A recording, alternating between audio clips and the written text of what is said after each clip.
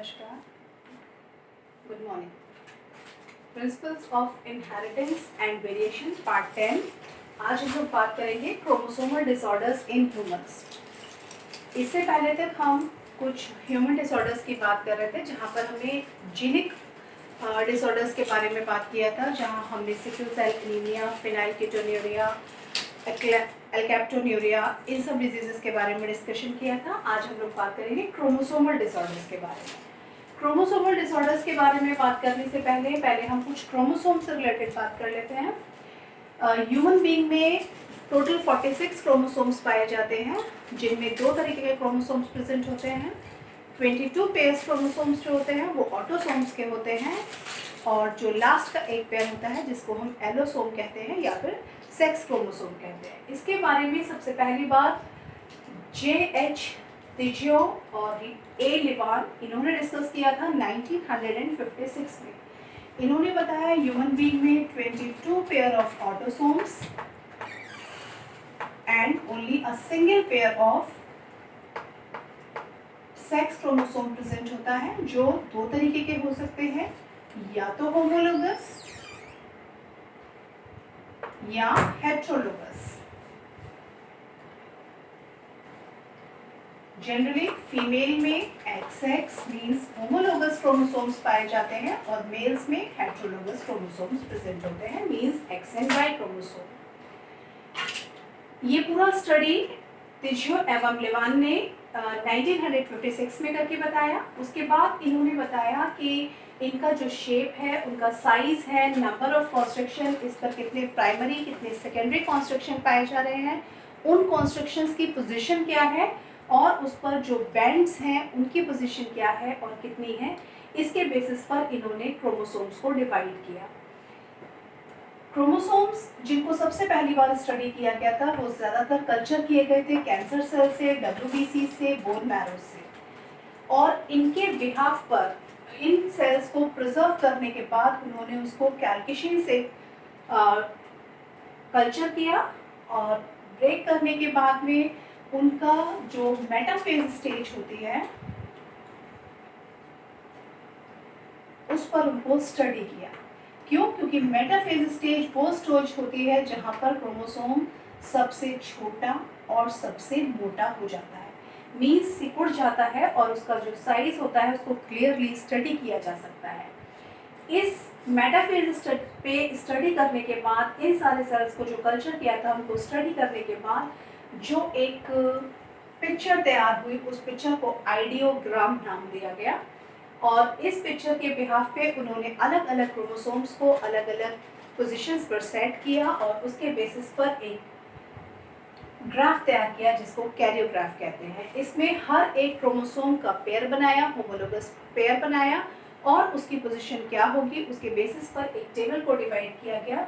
यहाँ पर human chromosomes को हम 7 ग्रुप्स में डिवाइड कर देते हैं, A, B, C, D, E, F and G, जहाँ पर ग्रुप A में हमारे पास 1 से लेकर 3 तक क्रोमोसोम्स को सेट किया जाता है, ग्रुप B में 4 और 5 क्रोमोसोम होता है, ग्रुप C में 6 से लेकर के 12 तक के क्रोमोसोम्स आते हैं, ग्रुप D में 13, 14 एंड 15 क्रोमोसोम आता है, ग्रुप E में 16, 17 एंड 18 नंबर ऑफ क्रोमोसोम आता है, ग्रुप F में 19 एंड 20 एंड ग्रुप G में 21, 22 and last chromosome that is X and Y chromosome.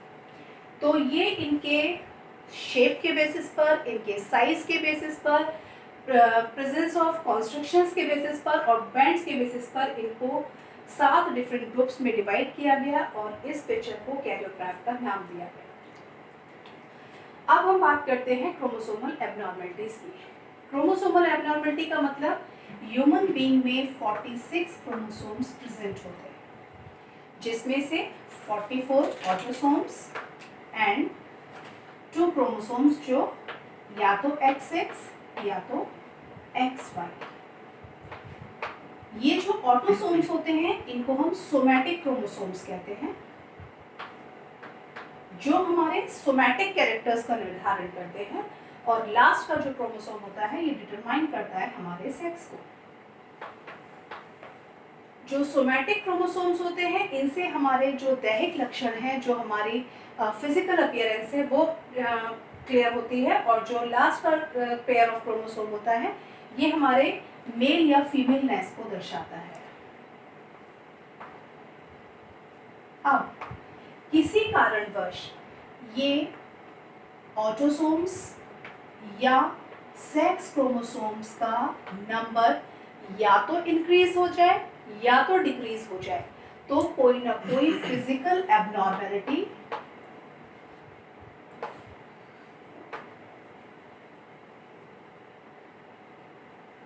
Appear होने लगती है। ये जो फिजिकल एबनॉर्मेलिटी है इसी को हम क्रोमोसोमल डिसऑर्डर्स कहते हैं। अब कैसे हो सकती है, हमको मालूम है 46 क्रोमोसोम्स हैं, 44 पेयर ऑफ क्रोमोसोम, 44 क्रोमोसोम्स जो है वो सोमैटिक हैं और लास्ट का एक पेयर जो है वो सेक्स क्रोमोसोम का है। अब इस एबनॉर्मेलिटी को हम दो पार्ट्स में डिवाइड कर लेते हैं, एक होती है एन्यूप्लॉइडी और एक होती है यूप्लॉइडी। एन्यूप्लॉइडी का मतलब होता है जहां पर हम लोग हमेशा डिप्लॉइड सेल को 2n से डिजिग्नेट करते हैं, और यहाँ भी एक डिप्लॉइड सेल को 2n से डिजिग्नेट किया। एन्यूप्लॉइडी का मतलब होता है जहां पर 2n जो नंबर ऑफ क्रोमोसोम है that is 2n is equals to 46 है यहाँ पर। अब इस 2n में या तो एक नंबर रिड्यूस हो जाए या एक नंबर ऐड हो जाए, या कोई दो क्रोमोसोम्स ऐड हो जाएं या कोई दो क्रोमोसोम्स डिलीट हो जाए, तो जो भी सिचुएशन क्रिएट होती है उसको हम एन्यूप्लॉइडी कहते हैं। मीन्स या तो दैहिक गुणसूत्र पर सोमैटिक क्रोमोसोम पर या सेक्स क्रोमोसोम में नंबर ऑफ क्रोमोसोम का डिक्रीज हो जाना या नंबर ऑफ क्रोमोसोम का इंक्रीज हो जाना एन्यूप्लॉइडी कहलाती है। यूप्लॉइडी का मतलब होता है, यूप्लॉइडी का मतलब है जहां पर सेट ऑफ क्रोमोसोम, एक सेट ऑफ क्रोमोसोम को हम n से डेजिग्नेट करते हैं, 2n प्लस n हो जाए means triploid, 2n plus 2n हो जाए मीन्स टेट्राप्लॉइड। यहाँ पर एक होल सेट, जैसे ह्यूमन बीइंग में 46 क्रोमोसोम्स होने के लिए 23 पेयर्स की जरूरत पड़ती है, मीन्स अब यहाँ पर ट्रिप्लॉइडी अगर हो जाएगी तो 2n प्लस n हो जाएगा, मीन्स 46 प्लस 23 दैट इज 69। ये जो पूरा सेट एक इंक्रीज हो जाता है उसको हम यूप्लॉइडी कहते हैं, और एक या दो क्रोमोसोम का बढ़ जाना या घट जाना ही एन्यूप्लॉइडी कहलाता है। अब हम लोग बात करते हैं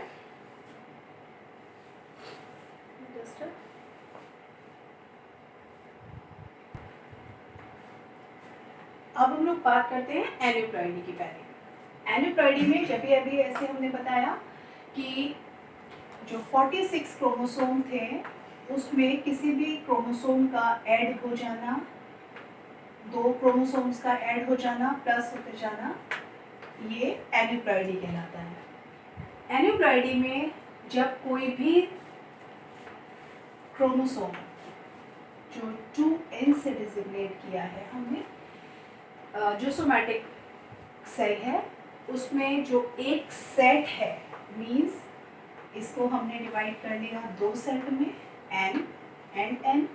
अब इस n या इस n में से किसी भी n में एक क्रोमोसोम का ऐड हो जाना that is known as trisomy.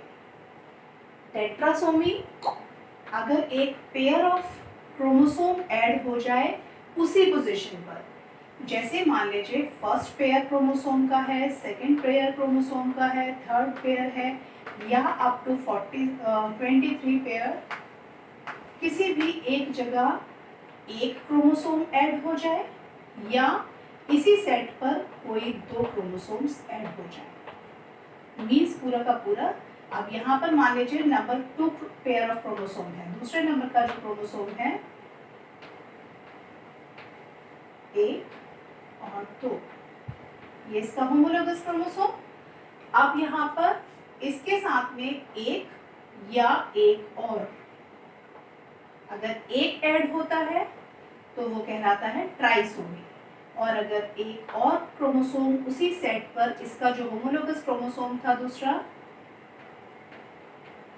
उसके साथ भी अगर एक क्रोमोसोम और ऐड हो जाए, मींस उसी सेट पर, उसी पेयर पर दो क्रोमोसोम्स ऐड हो जाए, that is known as tetrasomy.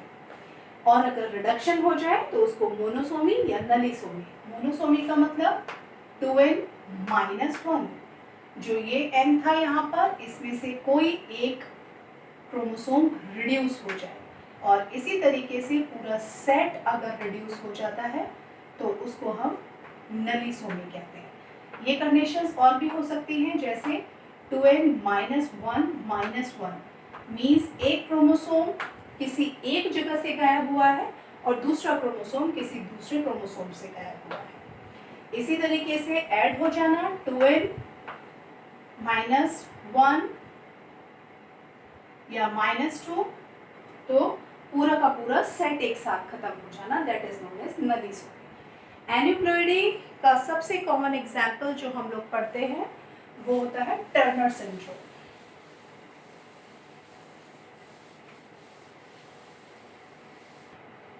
Turner syndrome जो सिंड्रोम है वो उत्पन्न होता है जो सेक्स क्रोमोसोम होते हैं, जिनको हम XX या XY से डिजिग्नेट करते हैं, इनके संख्या में रिड्यूस हो जाने से, मीन्स किसी कारणवश यहाँ पर एक ही X रह जाए या यहाँ पर X या Y रह जाए केवल, तो जो डिजीज क्रिएट होगा, जो सिंड्रोम क्रिएट होगा, that is known as Turner syndrome. कैसे? जैसे 22 पेयर ऑफ ऑटोसोम्स है प्लस XX और XY, लेकिन जो टर्नर सिंड्रोम वाले होंगे उनमें 22 पेयर्स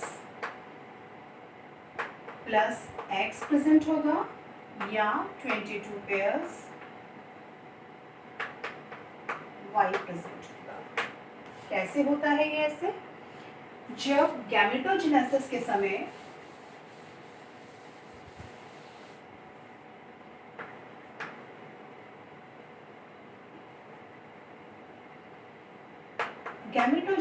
समय अगर मान लीजिए कोई फीमेल है और ये मेल, 22 या 44 plus XX, 44 plus XY, normal case में ये सिचुएशन होगी। लेकिन जब गैमेटोजेनेसिस हुआ तो यहाँ पर गैमीट्स का बनना था, लेकिन जो डिसजंक्शन हुआ क्रोमोसोम्स का, वहाँ पर क्या हुआ, 22 प्लस XX आ गया गैमीट्स में, और यहाँ 22 प्लस 0 रह गया। जो डिसजंक्शन होना था यहाँ से गैमीट का, वो एक ही जगह पर चला गया, यहाँ 22 प्लस XX हो गया और यहाँ पर 22 प्लस 0 रह गया। इसी तरीके से मेल में 22 प्लस XY आ गया एक जगह और 22 प्लस 0 रह गया, ये डिसजंक्शन में हुआ। अब अगर इस सिचुएशन में मेटिंग होती है तो क्या कंडीशंस अराइज होंगी? 44, और पहले बात कर लेते हैं नॉर्मल केस में, 22 plus X, 22 plus Y, 22 plus XX था यहाँ पर और एक X और हेड हो जाएगा, तो 3X बन जाएंगे। 22 प्लस XX Y, अब 22 प्लस X, क्योंकि यहाँ 0 है, एंड 22 प्लस Y। ये जो दोनों सिचुएशंस क्रिएट होंगी ये कहलाएंगी टर्नर सिंड्रोम। Turners syndrome. इनके बारे में अभी हम आगे बात करेंगे। ये दो केसेस जहां पर जब X का फॉर्मेशन हुआ तो गैमीट्स जो बने वो 22 प्लस XX तो एक में चले गए और 22 प्लस 0 रह गया। मेल के गैमीट्स ठीक थे 22 प्लस X 22 प्लस Y, लेकिन जो फॉर्मेशन हुआ यहाँ पर वो 22 प्लस X रह गया। मीन्स एक X क्रोमोसोम यहाँ लैग कर रहा था और एक X क्रोमोसोम यहाँ लैग कर रहा था। मीन्स ये जो कंडीशन अराइज हुई ये टर्नर सिंड्रोम। अब ये जो टर्नर सिंड्रोम या दूसरे केस में अगर हम देखें कि स्पर्म्स में अगर गैमेटिक फ्यूजन जो हो रहा है वहाँ कोई डिसजंक्शन रह जाता है तो फीमेल में नॉर्मल रहा case 22 plus XX, sorry 44 plus XX, male में 44 प्लस XY, गैमेट्स का फॉर्मेशन हुआ 22 प्लस X 22 प्लस X। यहाँ पर क्या हुआ 22 प्लस XY आ गया, ये डिसजंक्शन नहीं हुआ और 22 प्लस 0 रह गया। अब इस केस में 44 प्लस XXY 44 प्लस X, ये Turner syndrome. Sorry 44 plus XXY and 44 plus X, एक X की कमी रह गई, ये भी टर्नर सिंड्रोम। मीन्स ज़्यादातर केस में फीमेल्स में एक एक्स क्रोमोसोम का कम रह जाना टर्नर सिंड्रोम। ऐसी जो फीमेल्स होती हैं ये जनरली इस सिंड्रोम से जो ग्रसित फीमेल्स होती हैं वो जनरली स्टेराइल होती हैं। इनके रिप्रोडक्टिव ऑर्गन्स जो होते हैं वो डेवलप नहीं होते।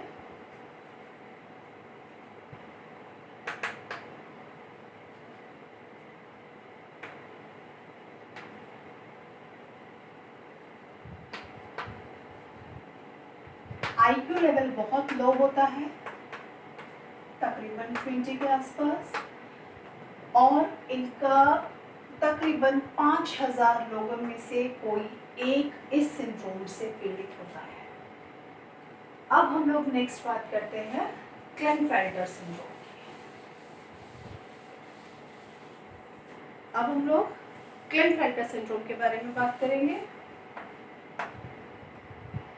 नेक्स्ट हम लोग बात कर रहे हैं क्लेनफेल्टर सिंड्रोम की। यहाँ भी ये सिंड्रोम 2n प्लस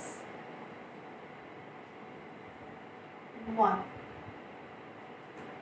एडिशन होने की वजह से होता है। यहाँ क्या होता है 22 पेयर्स में जो XY क्रोमोसोम होते हैं या XX क्रोमोसोम्स होते हैं उनमें कोई एक क्रोमोसोम बढ़ जाता है, एक X क्रोमोसोम ऐड हो जाता है। तो कंडीशन जो अराइज हो जाती है वो होती है 22 पेयर्स प्लस या तो XXY या फिर XXX, ये कंडीशन अराइज हो जाती हैं। अभी हम लोगों ने जब इससे प्रीवियस उसमें क्रॉस में पढ़ा था कि जो गैमेटोजेनेसिस हुई थी जहाँ पर 22 प्लस XY 22 प्लस X रह गया, 22 प्लस 0 रह गया और 22 plus X and 22 plus Y हो गया, सॉरी X हो गया। इस कंडीशन में जब हमने वेटिंग कराया तो 44 प्लस XXY ये सिचुएशन अराइज हुई जिसको हम कहते हैं क्लेनफेल्टर्स।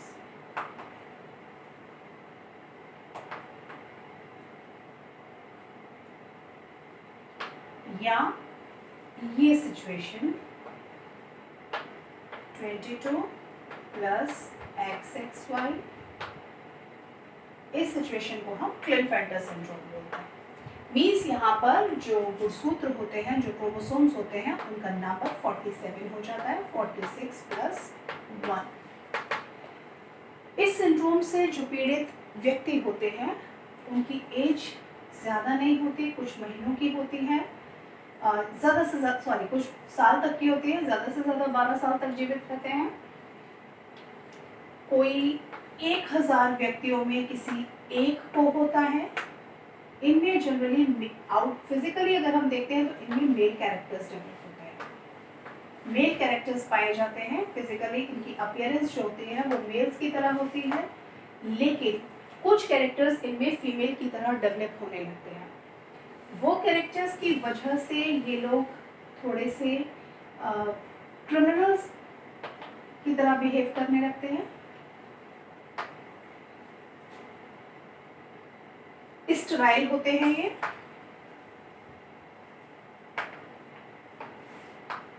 और आईक्यू लेवल इनका तकरीबन कम होता है, नॉर्मल से कम होता है। अब हम लोग बात करते हैं super females and super males के बारे में।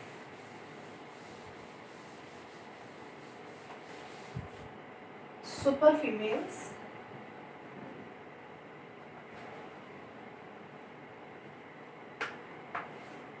And super mails.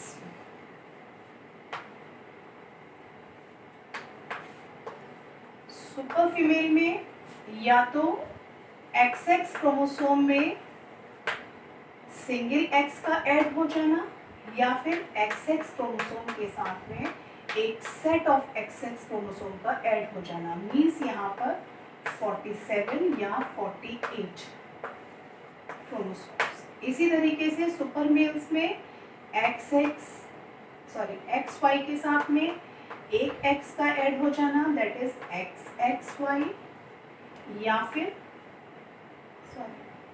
Y का ऐड हो जाना,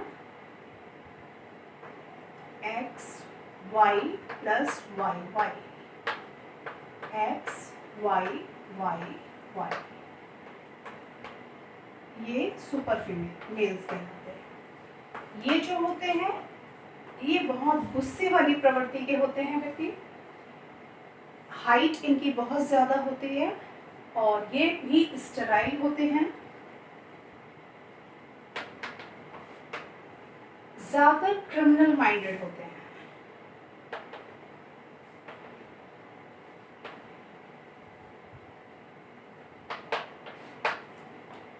सुपर फीमेल्स या अति मादाएं, इनमें फीमेल कैरेक्टर्स ज़्यादा डेवलप हो जाते हैं, जिसकी वजह से ये स्टेराइल हो जाती हैं। इनके रिप्रोडक्टिव ऑर्गन्स अनडेवलप्ड होते हैं।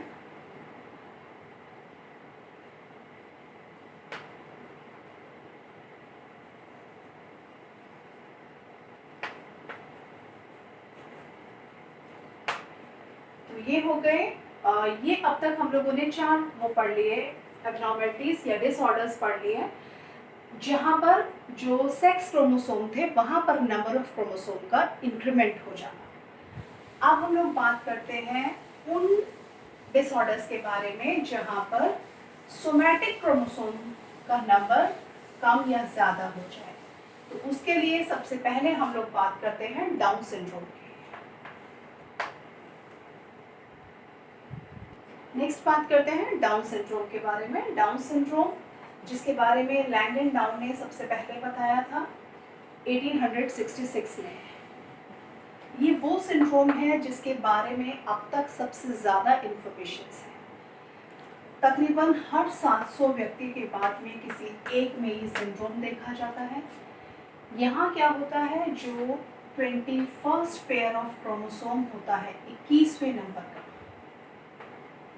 जो ऑटोसोम्स होते हैं, जहाँ पर हमने फर्स्ट से लेकर के 22 पेयर्स तक की बात की थी, उसमें जो 21वें नंबर का जोड़ा होता है वहाँ पर एक क्रोमोसोम ऐड हो जाता है। मीन्स यहाँ भी क्रोमोसोम्स का जो नंबर होता है वो 47 होता है, लेकिन ये 47 नंबर ऑफ क्रोमोसोम जो ऐड हुआ है 27वां क्रोमोसोम, वो 47वां क्रोमोसोम जो ऐड हुआ है वो 21वें जोड़े पर 21st पेयर पर ऐड हो जाता है। इस एक क्रोमोसोम के ऐड हो जाने की वजह से बहुत सारी फिजिकल एबनॉर्मेलिटीज दिखाई देने लगती हैं।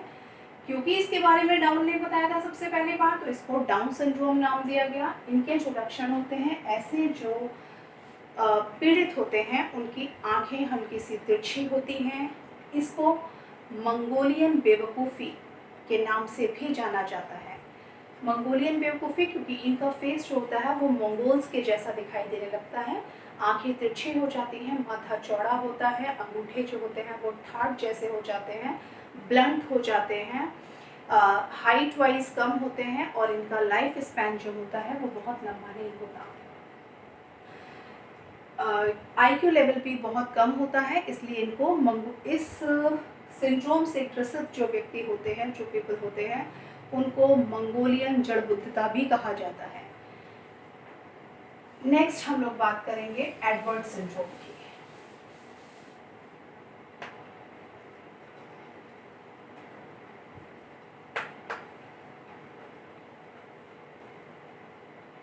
एडवर्ड सिंड्रोम एंड एक पटाउ सिंड्रोम।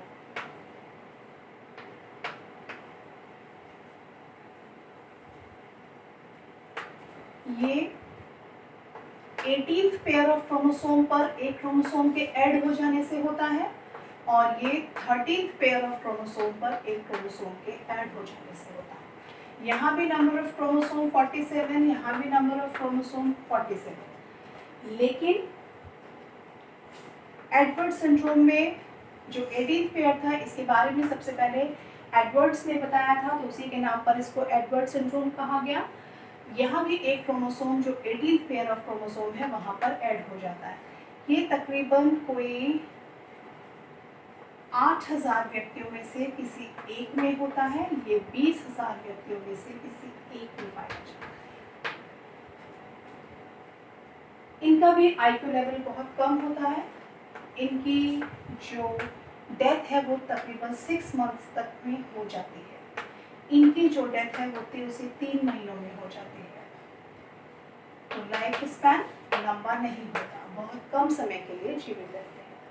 तो ये हमने बात कर ली कुछ क्रोमोसोमल डिसऑर्डर्स के बारे में, जिनको हम सिंड्रोम नाम देते हैं।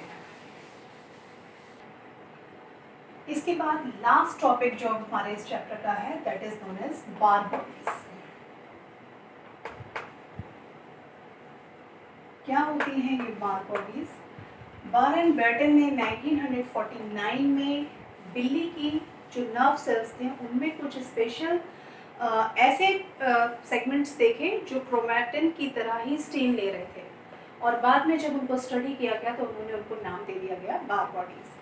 अब ये बार बॉडीज क्या हैं? ये जनरली क्या होता है, न्यूक्लियस में एक स्पेशल पिन की तरह ये दिखाई देती हैं और ये अटैच्ड पाई जाती हैं, और ये क्रोमोसोम की तरह स्टेनिंग हो जाती है। तो जो नॉर्मल फीमेल्स होती हैं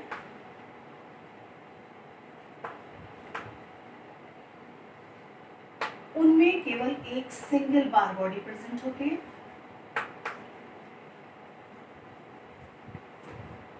इसी तरीके से जो टर्नर सिंड्रोम से पीड़ित होते हैं उनमें कोई बार बॉडी प्रेजेंट नहीं होती है। जो क्लिनफेल्टर सिंड्रोम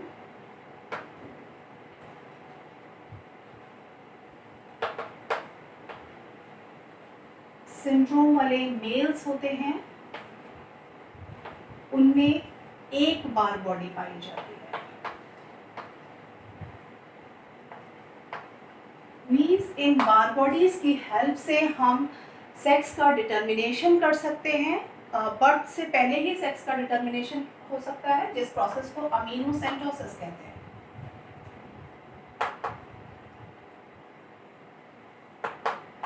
पैदा होने से पहले पता लगा सकता है कि फीटस जो है वो मेल है या वो फीमेल है।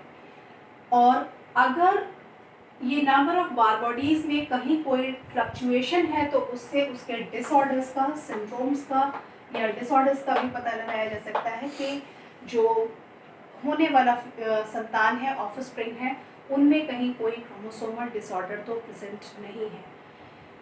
इन्हीं बार बॉडीज के बिहाफ पर सेक्स का डिटर्मिनेशन भी किया जाता है।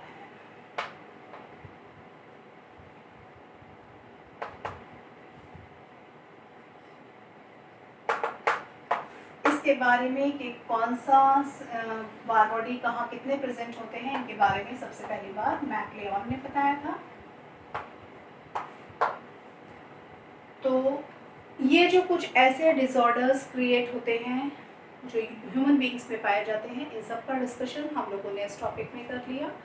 अब यहाँ पर हमारा जेनेटिक्स एंड इवोल्यूशन वाला जो यूनिट है उसका part 1 principles of inheritance and variation ख़त्म हो गया। अब हम लोग नेक्स्ट सेशन में अगले टॉपिक के बारे में बात करेंगे।